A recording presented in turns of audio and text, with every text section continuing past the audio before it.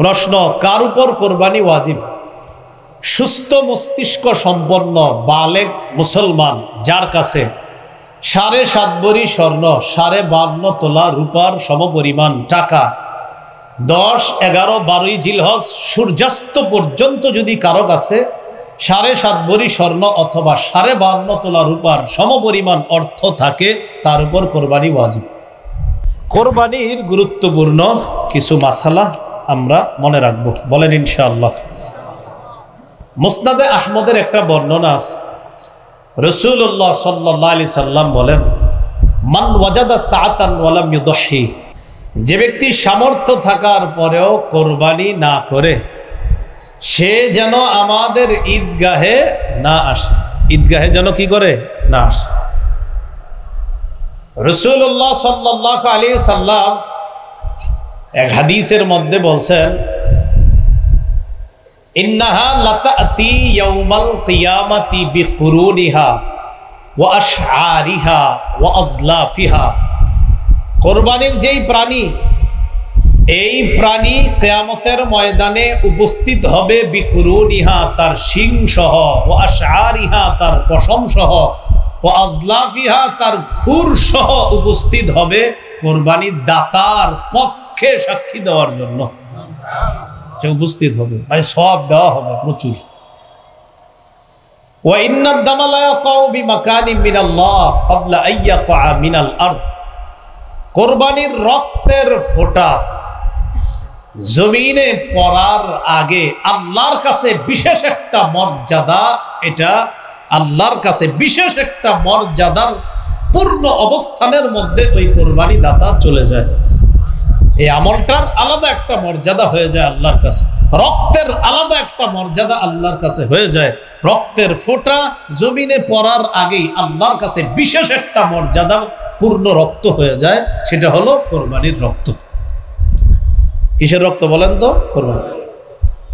তিরমিজির 1507 নম্বর হাদিসে আছে, রাসূলুল্লাহ সাল্লাল্লাহু আলাইহি সাল্লাম বলেন, মা আমিলা আদামিয়ুন মিন আমাল ইয়াউমান নাহরি আহাব্বা ইলাল্লাহ মিন ইহরাকিদ দাম। 10 জিলহজ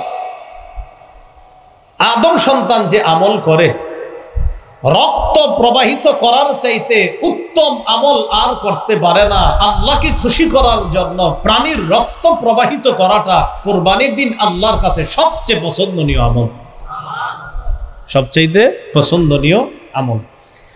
যাদের সামর্থ্য আছে তারা কোরবানি দিব, বলেন ইনশাআল্লাহ। প্রশ্ন, কার উপর কোরবানি ওয়াজিব? সুস্থ মস্তিষ্ক সম্পন্ন বালেগ মুসলমান যার কাছে 7.5 ভরি স্বর্ণ, 52.5 তোলা রূপার সমপরিমাণ টাকা 10, 11, 12 জিলহজ সূর্যাস্ত পর্যন্ত যদি কারো কাছে 7.5 ভরি স্বর্ণ অথবা 52.5 তোলা রূপার সমপরিমাণ অর্থ থাকে, তার উপর কোরবানি ওয়াজিব। সুস্থ মস্তিষ্ক সম্পন্ন বালেগ যার কাছে 10 জিলহজ, 11 জিলহজ, 12 জিলহজ সূর্যাস্তের আগ পর্যন্ত জাকাত ফরজ হয়, যেই পরিমাণ সম্পত্তি থাকলে ওই পরিমাণ সম্পত্তি যদি 10, 11, 12 জিলহজ সূর্যাস্ত পর্যন্ত থাকে, তার উপর কোরবানি ওয়াজিব।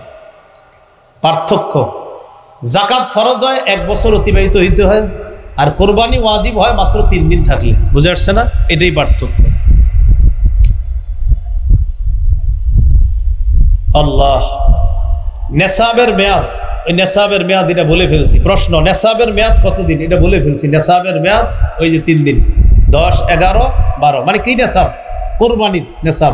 আর জাকাতের নেসাব তো আপনার 1 বছর অতিবাহিত হবে এরপর, তো এটার নেসাব মাত্র 3 দিন, 10, 11, 12। প্রশ্ন, কোরবানি মোট কতদিন করা যাবে? 10, 11, 12 সূর্যাস্ত পর্যন্ত, 10, 11, 12 জিলহজ সূর্যাস্ত পর্যন্ত কোরবানি করা যাবে।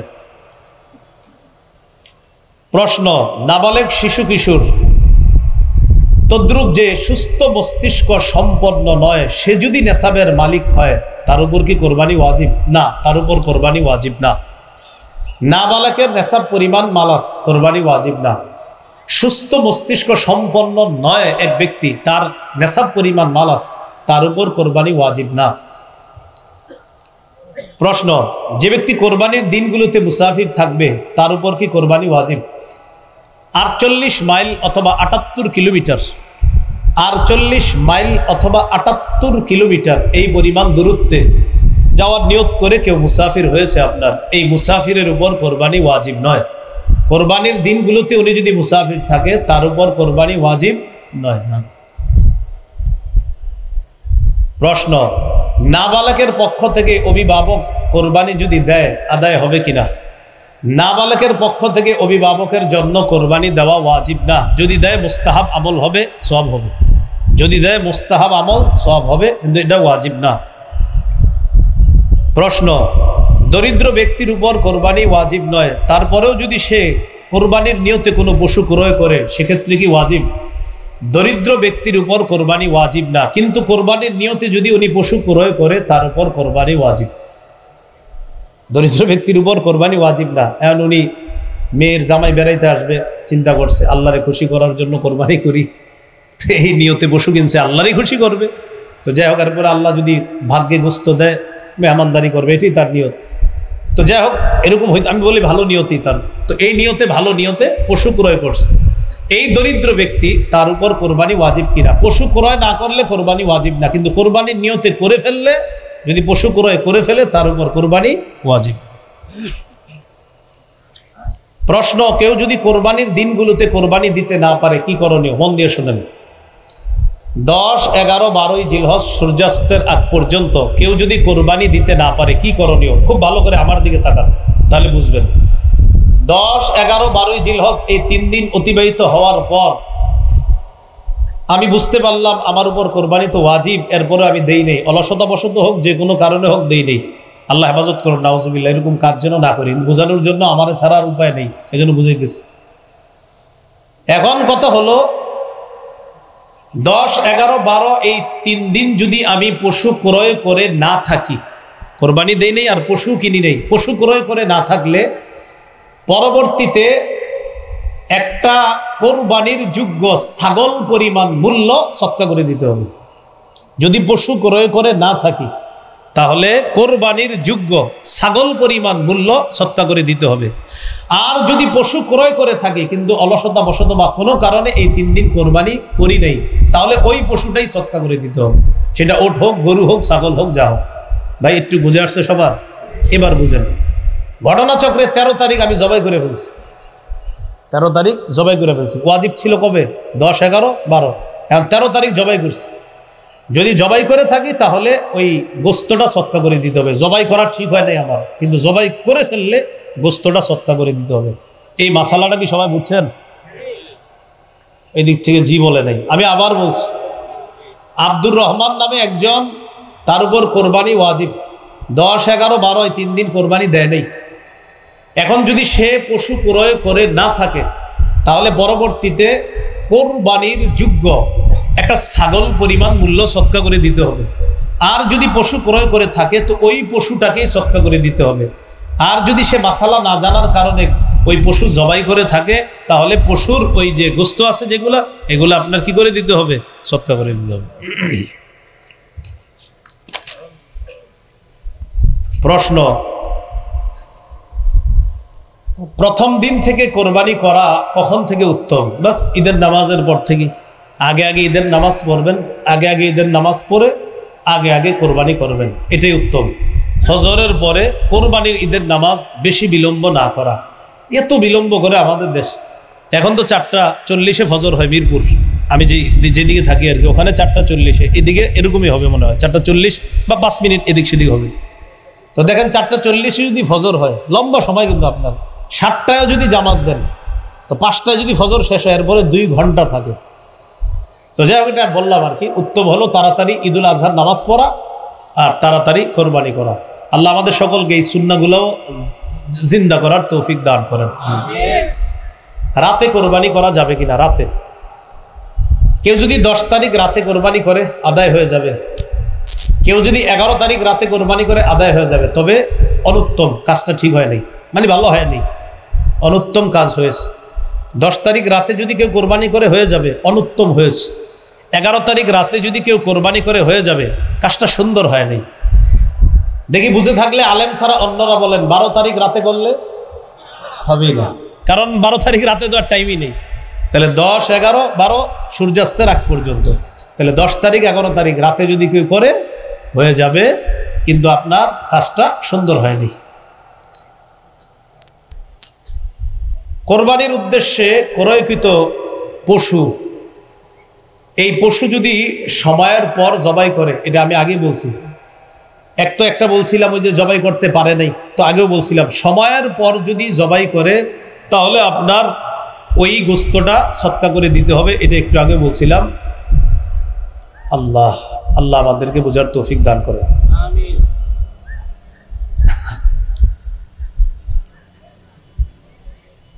জীবিত পশুটা কিনছিলেন, খুব বুঝেন, 50,000 টাকা দিয়ে জীবিত পশু। এখন এই পশু আপনি ভুলে জবাই করে ফেলছেন। এখন জবাই করার পরে গোস্ত মাপার পরে দেখেন কি এই পশুর গোস্তের দাম হয় 45,000, কিনছেন কত দিয়ে? 50,000। এখন ওই যে আপনি ভুল করে জবাই করছেন, এখন গোস্তগুলা দেখছেন যে বাজারের রেট অনুযায়ী এই 45,000 টাকা আছে গোস্তের দাম, গরু কিনছেন কত দিয়ে? ওই আরো 5,000 টাকাও সৎকা করবেন, গোস্ত সৎকা করবেন, আর ওই যে 5,000 টাকা এটাও সৎকা করবেন। হ্যাঁ, বুঝেছেন কথাটা? আপনি কিনছেন, কেনার পর এখন ভুল করে জবাই করেন নাই, কোরবানির দিন চলে যাওয়ার পর জবাই করছেন, জবাই করার পর এখন গোস্ত সৎকা করে দিবেন। তো গোস্ত সৎকা করতে গিয়ে কি হয়েছে, আপনার গোস্তরগুলা দেখছেন যেই পরিমাণ গোস্ত, এই পরিমাণ গোস্তের মূল্য হয়েছে 45,000, আর গরু কিনছিলেন 50,000 টাকা দিয়ে, আরো 5,000 টাকা শর্ট, এই 5,000 টাকা সৎকা করে দিবেন। গোস্ত সৎকা, আরো 5,000 সৎকা করবেন। আপনি কেন করলেন না 10, 11, 12? এটা আপনার জন্য পানিশমেন্ট। হ্যাঁ, কোন কোন পশু দ্বারা কোরবানি করা যাবে? ওট, গরু, মহিষ, দুম্বা, ভেড়া ইত্যাদি, এগুলো দ্বারা কোরবানি করা যাবে। কোরবানি করার ক্ষেত্রে যেসব পশু কোরবানি করা যাবে সেক্ষেত্রে নর নারী হলে কি সমস্যা আছে? না, সমস্যা নেই।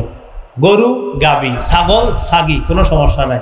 নতুন 2-3 বছর ধরে একটা স্লোগান উঠছে যে খাসি দিয়ে কি কোরবানি হবে কিনা, এই জাতীয় আরো কিছু বিষয় উঠছে। বিষয়গুলো এমন না, নর নারী উভয়টা দিয়ে কোরবানি হবে। পশুর বয়স সীমা কত? ওট কমপক্ষে 5 বছর, গরু কমপক্ষে 2 বছর, ছাগল কমপক্ষে 1 বছর, ভেড়া দুম্বাও 1 বছর। মন দিয়ে শুনেন, ভেড়া দুম্বাও 1 বছর। বলেন, ভেড়া দুম্বাও, ছাগল। হ্যাঁ, ভেড়া দুম্বা 6-7 মাস হওয়ার পরে দেখতে যদি 1 বছরের মতো হৃষ্টপুষ্ট মনে হয়, হয়ে যাবে। ভেড়া দুম্বা, শুধু ভেড়া দুম্বা, এটা যদি 1 বছরের মতো মনে হয়, 6-7 মাস পরে 1 বছরের মতো হৃষ্টপুষ্ট মনে হয়, এটার দ্বারা হয়ে যাবে, জায়েজ হয়ে যাবে। হ্যাঁ। প্রশ্ন, এক পশুতে শরীকের সংখ্যা? ওট, গরু, মহিষে 7 জন শরীক হতে পারবে। ওট, গরু, মহিষে কয়জন শরীক হতে পারবে? 7 জন। সহিহ মুসলিমের টনে সহিহ হাদিস এবং তিরমিজির টনে সহিহ হাদিস। রাসূলুল্লাহ সাল্লাল্লাহু আলাইহি সাল্লামের সাহাবী জাবির ইবনে আব্দুল্লাহ রাদিয়াল্লাহু তাআলা আনহু বলেন, নাহারনা মা রাসূলিল্লাহ সাল্লাল্লাহু আলাইহি সাল্লাম, আমরা নবীজির সাথে নহর করেছি হুদাইবিয়ার যুদ্ধের দিন। আল বাদানাতা আন সাবআতিন ওয়াল বাকারাতা আন সাবআতিন, ওট 7 জনের পক্ষ থেকে, গরু 7 জনের পক্ষ থেকে। তাহলে 7 শরীকে কোরবানি জায়েজ আছে। 2 জনে জায়েজ, 3 জনে জায়েজ, 4 জনে জায়েজ, 5 জনে জায়েজ, 6 জনে জায়েজ, 7 জনে জায়েজ, এর বেশি না। শরীকে কোরবানি যখন দিবেন সবার অংশ সমান সমান করে ভাগ করতে হবে, ওজনে যেন কম বেশি না হয়, এটা মাথায় রাখবো আমরা। কোনো অংশীদারের যদি নিয়ত খারাপ হয় সেক্ষেত্রে কোরবানি কি হবে? একজন অংশীদারের নিয়ত যদি খারাপ হয় সবার কোরবানি বাতিল হয়ে যাবে। শরীকদারদের মধ্যে একজনের যদি নিয়ত খারাপ হয় সবার কোরবানি বাতিল হয়ে যাবে। কোরবানির গরু, মহিষ ও ওটের মধ্যে আকিকার নিয়তে শরীক হতে পারবে? হ্যাঁ, কোরবানির গরু, মহিষ ও ওটে আকিকার নিয়তে শরীক হতে পারবে। এতে কোরবানি, আকিকা দুটোই সহি হবে। গরু, উট, মহিষে আকিকার নিয়তে শরীক হতে পারবে, এতে আকিকা এবং কোরবানি উভয়টাই সহি হবে। প্রশ্ন, শরীকদের কারো পুরা বা অধিকাংশ উপার্জন যদি হারাম হয় তাহলে কি কোরবানি হবে? শরীকদের কারো অর্ধেক বা পুরা অধিকাংশ উপার্জন যদি হারাম হয়, আর হারামের অংশ যদি ওইগুলোর মধ্যে যায় শরীকদের মধ্যে, সবার কোরবানি বাতিল হয়ে যাবে। এই জন্য একা কোরবানি দেওয়াই উত্তম। এই ঠিক আবার শরীকদের কি অস্বীকার করে ঠিক কইতেছেন নাকি? এই ঠিকের ভিতরে যেন কোনো ঝামেলা না থাকে। এটা মানে ঠিক এই নিয়তে বললেন যে হ্যাঁ ভালো কথা, কিন্তু ওই নিয়ত রাখেন না শরীকের কোরবানিও জায়েজ, এই আকীদাও ঠিক রাখতে হবে।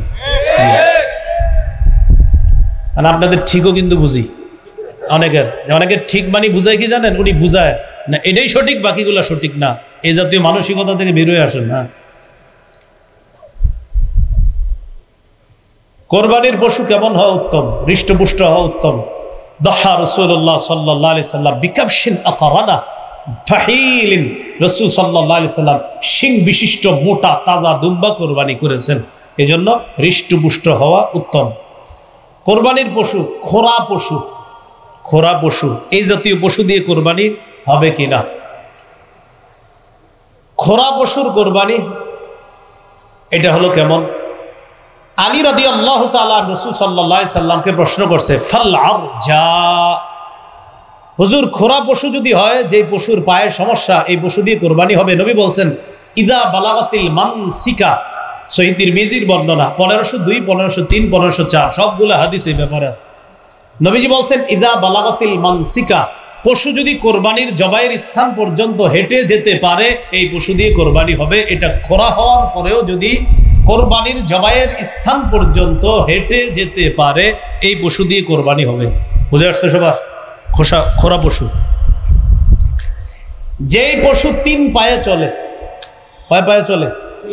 3 পায়ে চলে, 1 পায়ে ভর দিয়েও চলতে পারে না, এই পশু দিয়ে কোরবানি করা হবে কিনা? না, হবে না।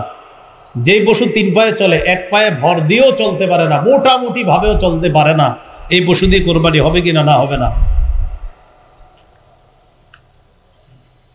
শুকনা দুর্বল পশু, যে জবাইয়ের স্থান পর্যন্ত হেঁটে যেতে পারে না, এমন পশুর দ্বারা কোরবানি হবে কিনা? না, হবে না। হাদিসে আছে ওয়ালা বিল মারিদাতি বাইয়িনুন মারাদুহা ওয়ালা বিল আজফা আল্লাতী লা ইউদাহহা বিল আরজা বাইয়িনুন যালউহা ওয়ালা বিল আওরা বাইয়িনুন আওরুহা। খোরা, চোখে সমস্যা, কানে সমস্যা, লেজে সমস্যা, এই জাতীয় পশু যদি অধিকাংশ বেশি সমস্যা হয়, এগুলো দিয়ে কোরবানি হবে না।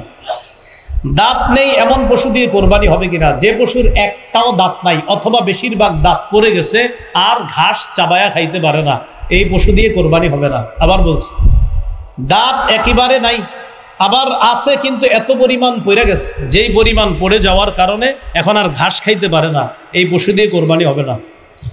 যে পশুর শিং ভেঙে বা ফেটে গেছে, কোরবানি হবে কিনা? আলী রাদিয়াল্লাহু তাআলা রাসূল সাল্লাল্লাহু আলাইহি সাল্লামকে প্রশ্ন করছে, ফামাকসুরাতুল করনি ইয়া রাসূলুল্লাহ, হুজুর শিং যদি ভেঙে যায়, এই পশু দিয়ে কোরবানি হবে? নবী বলছেন লা বাসা বিহি, সমস্যা নাই, শিং যদি অর্ধেক ভাঙা যায়, কোরবানি হয়ে যাবে। কি শিখলাম? অর্ধেক যদি আপনার মোটামুটি ভেঙে গেছে, একটু 2-3টা ফুটা পড়ছে, তত সমস্যা হয় নাই, তাহলে কোরবানি হয়ে যাবে। শিং যদি গোড়া থেকে ভেঙে যায়, যে মস্তিষ্ক, মজ্জা ইত্যাদি বের হয়ে যায়, দেখা যায়, এই পশু দিয়ে কোরবানি হবে না। শিং মাঝখান থেকে কিছুটা ভাঙছে অথবা সামান্য একটু ভেঙেছে কোথাও, এটা দ্বারা হয়ে যাবে। গোড়া থেকে যদি ভেঙে যায়, মস্তিষ্ক শুকায়া যায়, এই পশু দ্বারা কোরবানি হবে না।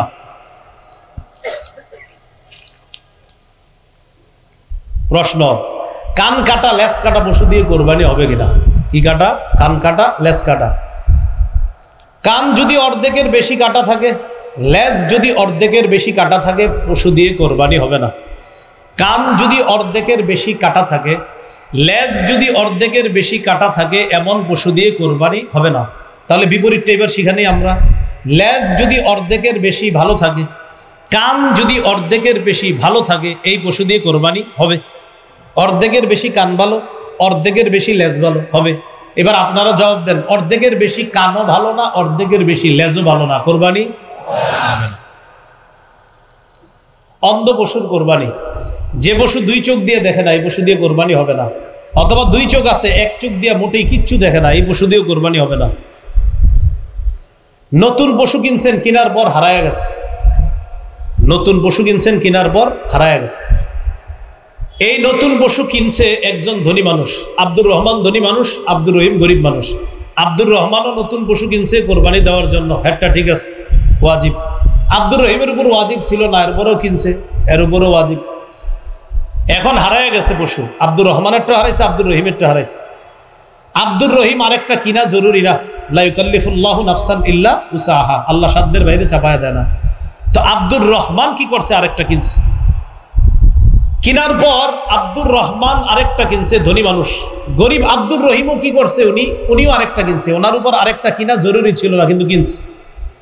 কেনার পর এখন হারিয়ে যাওয়া পশুটা আবার ফিরে আসছে। আব্দুর রহমান ধনী, তার পশু ফিরে আসছে। আব্দুর রহিম দরিদ্র, তারটাও ফিরে আসছে। আব্দুর রহমান ধনী মানুষ, যে পশু কেনার পর হারিয়ে গেছে, হারিয়ে যাওয়ার পর আরেকটা কিনছে, কেনার পর হারিয়ে যাওয়া পশুটা ফিরে এসেছে। সূরা আয়েশা কয়, আমি তওবা করে ভালো হয়ে গেছি, আপনার পশুটা নেন, ভুল হয়ে গেছে আমার, তো পশু ফিরে পেয়েছে। এক্ষেত্রে ধনী আব্দুর রহমানের জন্য দুটি পশুর একটাকেই কোরবানি করলে হয়ে যাবে, ধনী। আর ওই গরিব আব্দুর রহিম দুইটা কিনছে। প্রথমে একটা কিনছে, কেনার পর হারাইছে, আরেকটা কিনছে। কেনার পর হেডটাও আবার ফিরে আসছে, হারায় যাওয়াটা। হে, দুটোটাই কোরবানি করতে হবে। দোনোটা কি করতে হবে? কারণ এর দোনোটাই ওয়াজিব করছে, এর উপর ওয়াজিব ছিল না। প্রথমটা ওয়াজিব করে নিছে, হারাইছে। আবার আরেকটা কিনছে, কিনা ওয়াজিব করছে, হারিয়ে যাওয়াটা ফিরত আসছে। হুজুর, আমি গরিব মানুষ, দুইটা পশু, একটা হারায় গেছে, আরেকটা কিনছি, ফিরত আসছে। আপনি গরিব, আপনি তো কোরবানি তো ওয়াজিব ছিল না, বা শখে কিনছিলাম, তো আরেকটা কিনছেন কেন? হারায় গেছে এই জন্য। যে শরীয়ত আপনাকে বাধ্য করে নাই কেনার জন্য, কিনছেন, দুটোটাই কোরবানি দিতে হবে, দোনোটা ওয়াজিব করে নিয়েছেন। এই জন্য ইসলামী শরীয়ত মাযহাব ছাড়া বুঝার কোনো বিকল্প নাই, মাথা রাখবেন। কি ছাড়া? মাযহাব মানতে হবে। আমি মাযহাব মানি কেন? কারণ কোরআন সুন্নাহ এখনো আমি ভালোভাবে বুঝি না, তাই মাযহাব মানতে হয়। আর যে মানে না, আমার কয় হুজুর না মানলে সমস্যা আছে। আমি আপনি হয়তো কোরআন সুন্নাহ অনেক বেশি ভালো বুঝেন, এই জন্য মানেন না। তো আমারে যদি কেউ বলে আপনি কেন মানেন, আমি কোরআন সুন্নাহ এখনো ভালোভাবে পুরোপুরি বুঝি না। অনেকে কয় মূর্খ, এই জন্য মাযহাব মানে। আসলেই ঠিক কইছেন, মূর্খ বলেই তো মাযহাব মানি। যদি সব জানতাম তত দরকার ছিল না মানা। আর যিনি বলে মাশাআল্লাহ উনি তো সব জানে, দেখেই উনি মানে না, এটাই আমরা ভালো ধারণা রাখি। যিনি কে জানেন? যিনি হলো সে যে গত 7 দিন ধরে নতুন করে পড়াশোনা করতেছে কোরআন হাদিস নিয়ে, এই তিনি এখন মাযহাব মানছে না। আর বলে আপনি মানেন না কেন? তো বললাম আমি তো ভাই এখনো পুরোপুরি কোরআন সুন্নাহ ওই অন্যের সাহায্য ছাড়া বুঝি না। অন্যের সাহায্য মানি অন্যের মতামত, অন্যের মতামত মানি। কয় অন্যের মতামতের আরবি কি হুজুর? কয় অন্যের মতামতের আরবি হলো মাযহাব। আচ্ছা তাই নাকি? হ্যাঁ, ইমাম আবু ইউসুফের মত মানি ইমাম আবু ইউসুফের মাযহাবে, ইমাম মুহাম্মদের মত মানি ইমাম মুহাম্মদের মাযহাবে, ইমাম আবু হানিফার মত মানি ইমাম আবু হানিফার মাযহাব। আচ্ছা হুজুর মাযহাব কি? মাযহাব হলো কোরআন সুন্নাহর সুবিন্যস্ত একটা সংকলনকে মাযহাব বলা হয়। বুখারী এটা কি আবিষ্কার না সংকলন? বলেন। সংকলন। তো বুখারী শরীফ, এটারে বুখারী, সহিহ বুখারী বলা হয়। সহিহ বুখারী মানে বুখারায় ওনার বাড়ি, উনি ওই এলাকার সাথে নিসবত করে এটার নাম বুখারী। বুখারী হলো হাদিসের সংকলন, আবিষ্কার নয়। মুসলিম হাদিসের চলে আসা সংকলন, আবিষ্কার নয়। তিরমিজি হাদিসের চলে আসা সংকলন, আবিষ্কার নয়। নাসাই, ইবনে মাজাহ, আবু দাউদ হাদিসের চলে আসা সংকলন, আবিষ্কার নয়। ফিকহে হানাফি কোরআন সুন্নাহর চলে আসা সুবিন্যস্ত সংকলন, আবিষ্কার নয়। ফিকহে মালিকি কোরআন সুন্নাহর চলে আসা সংকলন, আবিষ্কার নয়। ফিকহে হাম্বলি কোরআন সুন্নাহর চলে আসা সুবিন্যস্ত সংকলন, এটা আবিষ্কার নয়। ফিকহে শাফিঈ কোরআন সুন্নাহর চলে আসা সংকলন, আবিষ্কার নয়। যেমনি ভাবে বুখারী এটা সংকলন, এটা আবিষ্কার নয়, তাই বুখারী বেদাত নয়। মুসলিম এটা সংকলন, এটা আবিষ্কার নয়, তাই এটা বেদাত না। নাসাই, আবু দাউদ, ইবনে মাজাহ, তিরমিজি এগুলা সংকলন, আবিষ্কার নয়, তাই এটা বেদাত নয়। তেমনি ভাবে কোরআন সুন্নাহর সুবিন্যস্ত সংকলন 4 মাযহাব, এটা আবিষ্কার নয়, তাই এটা বেদাত নয়। যারা বলবে ফিকহে হানাফি বেদাত, বুখারীকেও বেদাত বলতে হবে। যারা বলবে ফিকহে মালিকি বেদাত, বুখারীকে বেদাত বলতে হবে। যদি বলেন না বুখারী তো সংকলন, তো ফিকহে হানাফিও সংকলন, মুসলিম সংকলন, ফিকহে হানাফি সংকলন, সেটা যদি জায়েজ হয় এটাও জায়েজ। না বুঝা বলে সংকলন, আবিষ্কার আর সংকলন 2 বাংলা মনে রাখবেন, সারা জীবন অনেক কিছু সমাধান হয়ে যাবে। এই জায়গায় আমরা ভুল করি। সংকলন, সংকলন আর আবিষ্কার। বুখারী এটা সংকলন, এটা আবিষ্কার নয়। ফিকহে হানাফি এটা সংকলন, আবিষ্কার নয়। কোরআন সুন্নাহর সুবিন্যস্ত সংকলন, মনে রাখবেন। তা আপনি কোরআন সুন্নাহর সুবিন্যস্ত সংকলন হানাফি ফিক কেন মানেন? কারণ আমি এখনো পারি না পুরোপুরি, তাই। আর যে মানে না কেন? উনি সব পারে পুরোপুরি, তাই মানে না। 7 দিন পড়াশোনা করতেছে, কয়দিন? সব আল্লাহ তাআলা দিয়ে দিছে, হয়তো এই জন্য মানে না। আল্লাহ বুঝার তৌফিক দান। বলছিলাম হারিয়ে যাওয়া পশু, মাযহাব যদি না মানেন এই মাসালা আপনার মাথায় ঢুকবো কেমনে কোন? প্রশ্ন, গর্ভবতী পশু, যেই পশু গর্ভবতী হয়ে গেছে, পেটে বাচ্চা আছে, এই পশু দিয়ে কোরবানি হবে কিনা? হয়ে যাবে কোরবানি। কোরবানি কি হবে? হয়ে যাবে। যদি সন্তান প্রসব আসন্ন হয়, যে তাড়াতাড়ি এই কি 2 দিনের মধ্যে হইতে পারে প্রসব, আর কোরবানিও সময় ঘনিয়ে গেছে, এক্ষেত্রে এই পশু দিয়ে কোরবানি করা মাকরুহ। অন্য আরেকটা পশু দিয়ে কোরবানি করেন, এটা দিয়ে না করা ভালো, এটা দিয়ে না করা ভালো। হ্যাঁ, জবাই করার পর যদি দেখেন বাচ্চা জীবিত, ওটারও কোরবানি করে দিবেন, জবাই করে দিবেন। হ্যাঁ, তিরমিজির বর্ণনায় আসছে, ওটারও জবাই করার কথা আসছে তিরমিজিতে।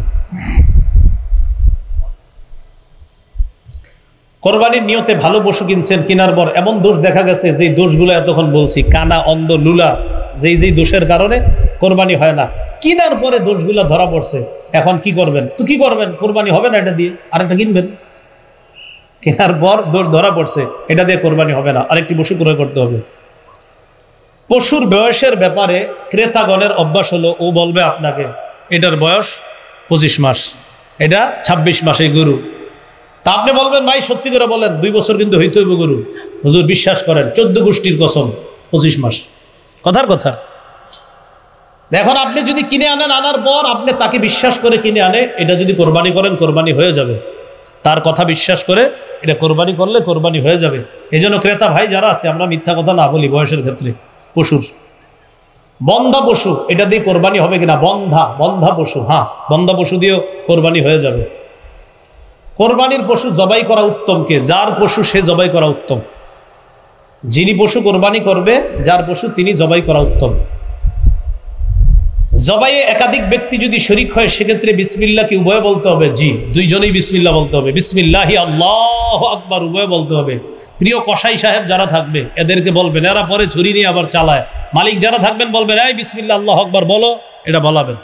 অনেক সময় দেখবেন বলে না। কোরবানির পশুর খাল, চামড়া ইত্যাদি ছিলানো শুরু করা কখন উত্তম? পশু পুরোপুরি নিস্তেজ হওয়ার পরে এই পশুর খাল, চামড়া ইত্যাদি এটা করা উত্তম। অনেক ক্ষেত্রে দেখা যায় এখনো নিস্তেজ হয় না, বাস শুরু করে দিছে, অলরেডি শুরু করে দিছে। এটা নিস্তেজ হবে। হ্যাঁ, নিস্তেজ হওয়ার আগেও যদি কেউ করে, মাকরুহ হয়ে যাবে, নাজায়েজের কিছু না, মাকরুহ হবে, কিন্তু নিস্তেজ হওয়া পর্যন্ত অপেক্ষা। প্রিয় ভাইয়ারা, আমার কথা হলো, যেহেতু আল্লাহরে খুশি করার জন্য কোরবানি করব, এই আমলে কোনো মাকরু কাজও আমরা করব না ইনশাআল্লাহ। কারণ আল্লাহরে খুশি করব, কেন আমি জেনে শুনে মাকরু করব? এই জন্য কসাইকে বলবো, ভাই একটু পরে শুরু করেন।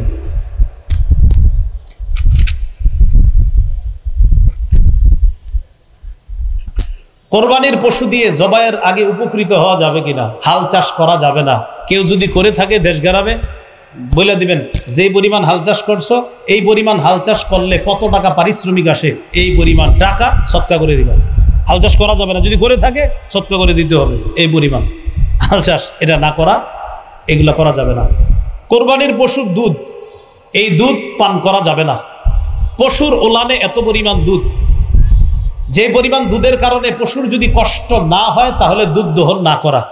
কোরবানির পশুর ওলানে দুধ যদি দহন না করলে কষ্ট না হয় পশুর, যে এটাকে আমি যদি দহন না করি সমস্যা হবে না, তাহলে আপনি ঠান্ডা পানি ওলানের মধ্যে ছিটিয়ে দিবেন, ঠান্ডা পানি ওলানে ছিটিয়ে দিবেন, এক্ষেত্রে তার কষ্ট কম হবে। সেক্ষেত্রে আপনি দহন না করে এভাবে রাখা উত্তম। এরপরেও যদি কেউ দহন করেন, দহন করলে দুধ আপনি খাবেন না, আপনি মালিক, আপনি খাবেন না। ঘটনাচক্রে আপনি আধা কেজি দহন করছেন, দহন করার পর 1 গ্লাস খাইয়া ফেলছেন।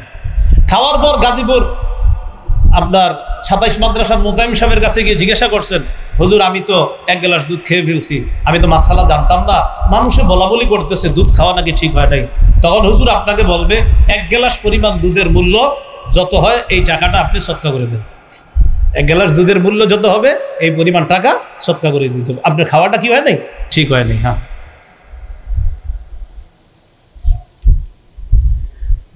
শরীক কয়েকজন মিলে কোরবানি করলে কোন শরীকের যদি মৃত্যু হয়, সেক্ষেত্রে কি করণীয়? মন দিয়ে বুঝেন। 3 জন কোরবানি করবে, 50, 50, 50, কত হলো? 1.5 লাখ। একজন শরীক মারা গেছে, তাহলে কয় হাজারওয়ালা শরীক মারা গেছে? 50,000। ওয়ারিশরা যদি বলে কোনো সমস্যা নেই, কোরবানি করেন, ওয়ারিশরা যদি বলে সমস্যা নেই, কোরবানি করেন, তো করে ফেলবে, সমস্যা নেই।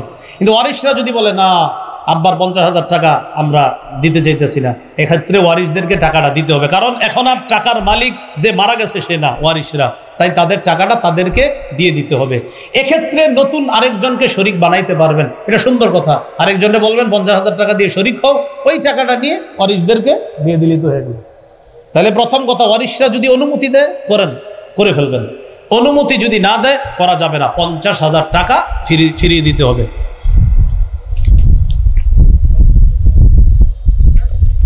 ধনী মানুষ একা পশু ক্রয় করলে পরবর্তীতে অন্য কাউকে শরিক করতে পারবে কিনা? একজন ধনী মানুষ 1 লক্ষ টাকা দিয়ে একটা পশু ক্রয় করছে, পরবর্তীতে চিন্তা করলো আমি আরেকজন একটু শরিক করি, 10, 20,000, 30 বা যেরকম বারে শরিক করা যাবে কিনা? যাবে। যেই পরিমাণ টাকা দিয়ে শরিক করবেন ওই পরিমাণ টাকা আপনি না খায়া দান করে দিন, হ্যাঁ, বাকি খাইতে পারো যাবে, কারণ 1 লক্ষ টাকা দিয়ে কিনছে তো একজনে শরিক করছে, যেই পরিমাণ টাকায় শরিক করছেন ওই টাকাটা আপনি নিতে পারবেন, সমস্যা নাই। তো ফুকাহায়ে কেরাম বলে এটা আপনি না নিয়ে এটা দান করে দেন, দান করে দেওয়া ভালো, বাকি নিতে পারবেন। মৃত ব্যক্তির পক্ষ থেকে কোরবানি করা জায়েজ আছে কিনা? জায়েজ আছে। কোরবানির গোশত 3 দিনের বেশি জমিয়ে রাখা যাবে কিনা? জায়েজ আছে। 3 দিনের বেশি জমিয়ে রাখা জায়েজ আছে। কোরবানির পশুর গোশত 3 দিনের বেশি জমিয়ে রাখা জায়েজ আছে। কোরবানির গোশতের 1/3 গরিব মিসকিনকে, 1/3 আত্মীয় স্বজনদেরকে, আর 1/3 নিজে রাখা, এটা কি ওয়াজিব না উত্তম? এটা উত্তম। বলেন এটা কি? 1/3 গরিবকে দেওয়া উত্তম, 1/3 আত্মীয় স্বজনকে দেওয়া উত্তম। এটা ওয়াজিব না, এটা উত্তম। কেউ যদি না দেয় তাকে নিন্দা তিরস্কার করা যাবে না। বাকি এক্ষেত্রে আপনাদের উদ্দেশ্যে পরামর্শ হলো কৃপণতা না করে দিয়েন। কেউ যদি না দেয় তাকে তিরস্কার করা যাবে না, তো আমিও তিরস্কার করছি না, বাকি শুধু এটুকু বলছি কৃপণতা না করে গরিবদেরকে দিয়েন, আত্মীয় স্বজনদের কাছেও পাঠায়েন। যদি না পাঠান আপনাকে তিরস্কার করা হবে না, বাকি বলছি আপনি একটু কৃপণতা না করে দিয়েন। আল্লাহ তৌফিক দান করেন। কোরবানির গোশত কখন খাওয়া উত্তম? কোরবানির দিন 10ই জিলহজ যিনি কোরবানি দিবে তিনি সর্বপ্রথম কোরবানির গোশত দিয়ে শুরু করা উত্তম। কোরবানির দিন 10ই জিলহজ যিনি কোরবানি দিবে ওই দিন সর্বপ্রথম কোরবানির গোশত দিয়ে তার খাবার খাওয়াটা উত্তম। এই সুযোগ সুবিধা 11 তারিখ 12 তারিখের জন্য না, এটা শুধু 10 তারিখের জন্য। আবার বলছি, কোরবানি তো 11 তারিখেও হয়, 12 তারিখেও হয়। কেউ যদি 12 তারিখে দেয় সে প্রথম গোশত খাবে, এই সুন্নত না, এটা না। এই সুন্নত শুধু 10 তারিখের। 10 তারিখে প্রথম যে কোরবানি করবে সে প্রথম গোশত খাবে, এটা হলো 10 তারিখের সুন্নত, 11 বা 12 তারিখের সুন্নত নয়।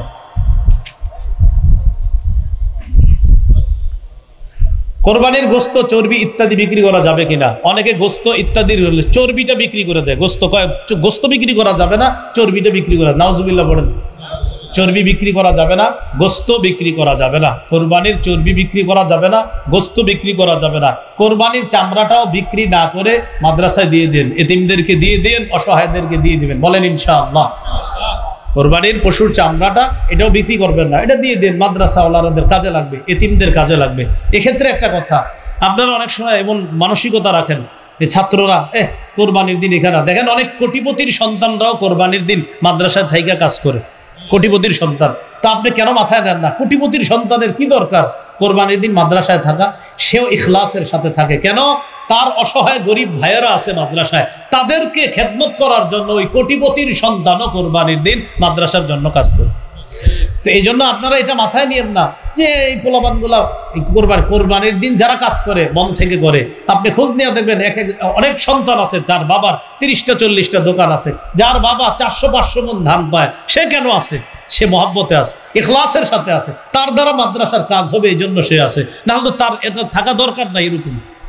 তো এই জন্য এটা মাথায় রাখবেন, এটা সত্যিকার অর্থেই এতিমদেরকে তাদের পিছনে খরচ করা হয়। এই জন্য চামড়াটা আপনারা বিক্রি না করে মাদ্রাসায় পৌঁছে দিবেন। আশেপাশের মাদ্রাসার হয়তো পোস্টার অলরেডি আপনাদের বাসার আশেপাশে চলে গেছে, তো আপনার নিকটস্থ মাদ্রাসা যেখানে আছে সেখানে আপনি দিন। তো আমি বলছি আপনি যেখানেই দেন চামড়াটা দিয়ে দেওয়ার চেষ্টা করবেন। বলি ইনশাআল্লাহ, সবাই বলি ইনশাআল্লাহ। কোরবানি যারা পশুটা আপনার কিনে এরা সব ঠিক করে, খালি চামড়ার ক্ষেত্রে গিয়ে এমন করে, ভাই 1.5-2 লাখ টাকা দিয়ে পশুটা কিনলেন, শেষে কেন এমন করেন? চামড়ার ব্যাপারে এই আপনার সামান্য একটা অংশে গিয়ে এমন আপনার আচরণ করেন যে আচরণগুলো আসলে ইসলাম সম্মত আচরণ না, এগুলো আমরা করব না। আল্লাহ তৌফিক দান করেন।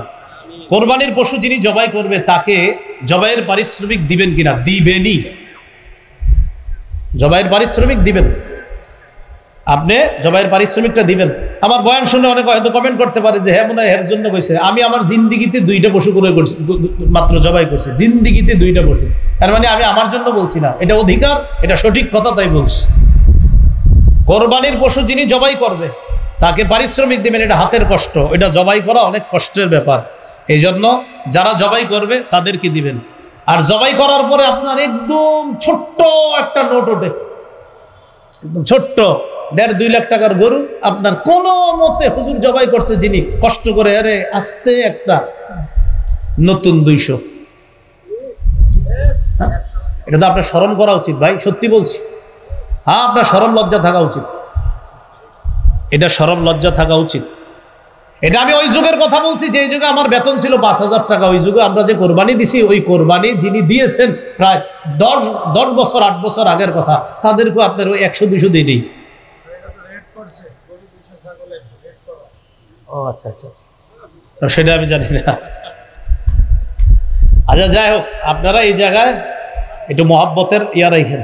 তো এই জন্য আর এইরকম 100-200 করে কারেক্ট, এটা কি কোনো কথা?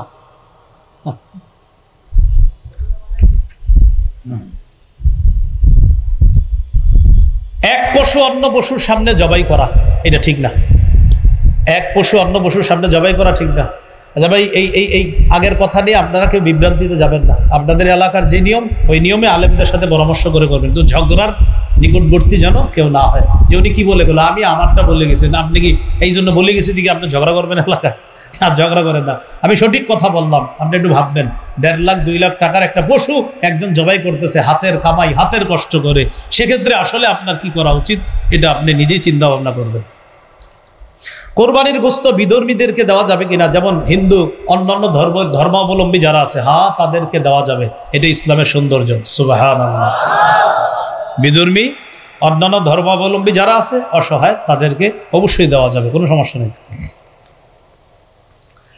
অন্যের উপর ওয়াজিব কোরবানি যদি অন্য কেউ দিতে চায়, 2 ভাই, বড় ভাইয়ের উপর কোরবানি ওয়াজিব, ছোট ভাই পণ্ডিতি কইরা নামাজের পরপর গিয়া গরু জবাই করে ফেলছে। বড় ভাই করে, তুই কি করলি কাজটা, আমি এখন আইসা সারতে পারলাম না, তুই জবাই করে ফেললি কেন? ভাইজান আপনার অনুমতি নাই। বেটা আমার পশুটা একটু আমার দেখতে মন চাইছে না। না, সাবধান, অনুমতি ছাড়া যদি করে ফেলেন আর তার যদি সত্যি মন থেকে সায় না থাকে, কোরবানি হবে না, কোরবানি হবে না। যার উপর ওয়াজিব তার যদি মন থেকে সায় না থাকে, তার যদি অনুমতি না থাকে, কোরবানি হবে না। তো এই বিষয়টা একটু সতর্ক থাকা। ঈদের নামাজ পড়ে আইসাই গরুটা ফালাই দিয়েই জবাই করে ফেললেন, যিনি মালিক তার অনুমতি আছে কিনা বিষয়টা মাথায় রাখা। কিভাবে কোরবানি করা একটু আমার সাথে বলেন। একজনের পক্ষ থেকে বলেন, 2 জনের পক্ষ থেকে, 3 জনের পক্ষ থেকে, আব্দুর রহমানের পক্ষ থেকে, আব্দুর রহিমের পক্ষ থেকে, জামিলা খাতুনের পক্ষ থেকে, আয়েশা খাদিজার পক্ষ থেকে, আল্লাহর নামে জবাই করলাম। কার নামে জবাই? কার পক্ষ থেকে? বান্দার। বলেন কার নামে জবাই? আল্লাহ। বলেন কার নামে জবাই? কার পক্ষ থেকে? বান্দার। বলেন কার নামে জবাই? কার পক্ষ থেকে? এই কথাটা মাথায় রাখবো। আমরা ইনশাল্লাহ এই বিষয়টা গুরুত্ব সহকারে মাথায় নিব। কোরবানি দাতার জন্য নিজের কোরবানির গোশত খাওয়া কি মুস্তাহাব? কোরবানি দাতার জন্য নিজের গোশত খাওয়া, অনেকের গরুর গোশত সমস্যা আছে, খায়েন, কোরবানির গোশত একটু হইলো খায়েন, এটা মুস্তাহাব, এই আমলটা করা চাই, এটা সমস্যা নেই, করা যাবে। হাজী সাহেব যারা আছে আপনাদের আত্মীয় স্বজন, তাদের কি মাসালা? এই বিষয়টা ওলামা হজরত হয়তো আলোচনা করে থাকে। এই বিষয়টা একটু গুরুত্বপূর্ণ বিষয়।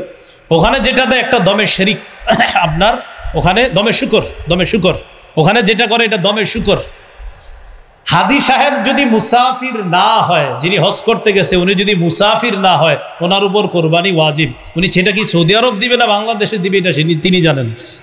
মুসাফির যদি হয় তো ওনার উপর কোরবানি ওয়াজিব না। মাথায় রাখবেন, হাজী সাহেব ওখানে যেটা করতেছে এটা দমে শুকর, ওটা করা লাগবে, এটা হজের অংশ। ওখানে যেটা জবাই করে এটা হজের অংশ। এবার আসেন কোরবানির বিষয় কি? কোরবানির বিষয় হলো হাজী সাহেব যদি মুসাফির না হয় তার উপর কোরবানি ওয়াজিব। সেটা সৌদি আরব যদি দিতে চায় তিনি দিতে পারবে, বাংলাদেশে দিতে চাইলে দিতে পারবে। আর যদি তিনি মুসাফির হয় তাহলে তার উপর কোরবানি ওয়াজিব না। এজন্য মুআল্লিম যারা থাকে তারা জানে আমার হাজিরা কি মুসাফির না মুকিম, ওরা ভালো বলতে পারবে। যদি হাজিরা মুকিম হয় তো কিন্তু কুরবানি লাগবে। এই বিষয়টা ওলামা হযরত অনেকে আছেন এখানে, একটু গুরুত্ব সহকারে আলোচনার অনুরোধ রাখছি। এই বিষয়টা অনেকে জানে না হাজী সাহেব, ওনারা মনে করে ওখানে গিয়ে যেটা জবাই করছে বাস হয়ে তো গেছে কুরবানি, এটা অনেকে মনে করে আর কি। আল্লাহ আমাদেরকে বোঝার তৌফিক দান করেন। রাসূলুল্লাহ সাল্লাল্লাহু আলাইহি সাল্লামের পক্ষ থেকে কুরবানি দেওয়া কি উত্তম, বরং এটা সৌভাগ্যের বিষয়, এটা উত্তম, এটা দ্বারা কুরবানি করা এটা উত্তম কাজ। যে যদি করে কোনো সমস্যা নাই, করতে পারবে। কোরবানির চামড়া কোরবানি দাতা নিজেও ব্যবহার করতে পারবে, তবে অন্য কেউ যদি ব্যবহার আপনার অন্য কারো কাছে দিয়ে দেয় সেটা উত্তম। যেটা বললাম ওই যে চামড়াটা আপনি দিয়ে দিবেন, কোনো এতিম অসহায় তাদেরকে দিয়ে দিবেন। কোরবানির গোশত বিক্রি করা যাবে কিনা, যিনি কোরবানি দিবে তিনি বিক্রি করাতে পারবেন না। এতিম অসহায় দরিদ্র যারা আছে তারা আপনার, তো এটা হলো যারা এতিম অসহায় আছে আপনার, তাদেরকে দেওয়ার পরে তারা যদি বিক্রি করে সেটা ভিন্ন কথা, কিন্তু যিনি কোরবানি দিবে তিনি তার কোরবানির গোশত বিক্রি করতে পারবে না। সমাজের গোশত আছে না একটা, এটা কি এদিকেও আছে? সমাজের গোশত একজন লেখছে, তার মানে মনে আছে। আরেকটা বিষয়, লেখছে মানে আপনারা ভুলেও ভবিষ্যতে লেখা দিয়ে না, আমি কিন্তু লেখা দিলে প্রশ্নের উত্তর দেওয়ার মতো সামর্থ্যবান এখনো নাই, এই জন্য তো মাযহাব মানি, আগে তো বলছি। আমাদের শামসুদ্দ আশরাফি সাহেব, রেজাউল করিম আবরার ভাই, লুৎফুর রহমান ফরাইজি সাহেব, মুফতি শফিক কাসেমি হাফিজাহুমুল্লাহ, তারা মাশাআল্লাহ যোগ্যতা রাখে, প্রশ্ন দিবেন সাথে সাথে। আর আমার চোখে আর কি চলতে ফিরতে মুফতি যাকে বাংলাদেশে একমাত্র আমার কাছে মনে হয় তিনি বাস মুফতি দেলোয়ার সাহেব। হযরত যেখানে যা জিজ্ঞাসা করবেন আল্লাহ পাক জানে। আমি চিন্তা করি এই মনে হয় হুজুর মনে হয় এটা দিবে না, না সাথে সাথে আস্তে আস্তে একের পর এক বলতেছে অবাক হয়ে তাকায় থাকার মতো ফতুয়া স্বামী উনি কবে পড়ছে সব সুন্দরভাবে বলতেছে, এটা অমুক জায়গায় আছে, এটা অমুক জায়গায় আছে, বলে দিচ্ছে হুজুর একদম অদ্বিতীয়। আমি নাউজুবিল্লাহ অন্যদেরকে ছোট করছি না, মানে আমার কাছে হুজুরের অদ্বিতীয় মনে হয়, বিশেষ করে সরাসরি প্রশ্নের উত্তরের ক্ষেত্রে। আমাদের মুফতি দেলোয়ার সাহেব, হযরতের হায়াত আল্লাহ বরকত দান করেন। তো যাই হোক, কোরবানির গোশত আপনি সমাজে না, সমাজে দেওয়া বাধ্য না, এটা বাধ্য না। সমাজের যে গোশত চায় এটা বাধ্য না, যিনি কোরবানি দিবে তিনি দিতে বাধ্য না। তারপরে এটা মহব্বতের সাথে দিয়ে দিন, যদি দেখেন ঝগড়ার আশঙ্কা হয় দিয়ে দিন, না হয় আপনার নিয়ম করে সমাজ থেকে বাদ, এলাকা থেকে বহিষ্কার করো, বের করে দাও, ঝগড়ার আশঙ্কা হয়। তো এটা হলো বিষয়টা মহব্বতের, আপনার ওইটা বুঝাই দিবেন সমাজে যারা এগুলা করে যে ভাই বাধ্যবাধকতা করবেন না। মৃত ব্যক্তির পক্ষ থেকে, নামে না, নাম শব্দটা বলবেন না, পক্ষ থেকে বলছি তো মাসালা গেছে না, মৃত ব্যক্তির পক্ষ থেকে করবেন।